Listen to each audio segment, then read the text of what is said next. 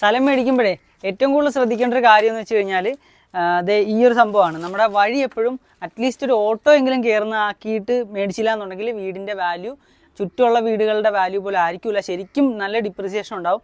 എൻ്റെ അച്ഛൻ കാണിച്ച മണ്ടത്തിലെന്ന് വെച്ച് കഴിഞ്ഞാൽ നമുക്ക് കുടുംബപരമായിട്ട് മറ്റേ ഓഹരിയൊന്നും കിട്ടിയില്ല എന്നുണ്ടെങ്കിലും പൈസ കൊടുത്തിട്ടാണ് കിട്ടേണ്ടിയിരുന്ന സ്ഥലം വാങ്ങിച്ചത് എന്നുണ്ടെങ്കിൽ പോലും പുള്ളി വഴി പ്രോപ്പറായിട്ട് ചോദിച്ച് മേടിക്കാനായിട്ട് ശ്രദ്ധിച്ചില്ല എന്നുള്ളത്. അതെ, ഇത്രയും വീതിയുണ്ട്.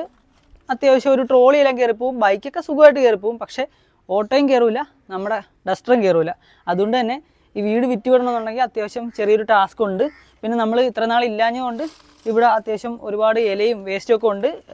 മേളിൽ നിന്നും അപ്പുറത്തു നിന്നൊക്കെ വന്നത് മാത്രമല്ല, ആൾക്കാർ കൊണ്ടിട്ട വേസ്റ്റും ഉണ്ട് കേട്ടോ. അത് ഞാൻ കറക്റ്റായിട്ട് കാണിച്ചില്ല. എന്തേ ഈ കാണുന്ന സാധനം ഉണ്ടല്ലോ, 1 2 3 4 ഇനിയും ഉണ്ടായിരുന്നു. ഇവിടെ എവിടെയൊക്കെയോ ഉണ്ട്. ഇത് ആരാണ് കൊണ്ടിട്ടെങ്കിലും അടുത്ത പ്രാവശ്യം നമ്മളിങ്ങനെ വന്ന് ഇത് കാണുമെന്നുണ്ടെങ്കിൽ നമ്മളത് പ്രശ്നമാക്കും. ഇപ്രാവശ്യം നമ്മളിത് പ്രോപ്പറായിട്ട് എടുത്ത് മാറ്റാൻ പോവാണ്.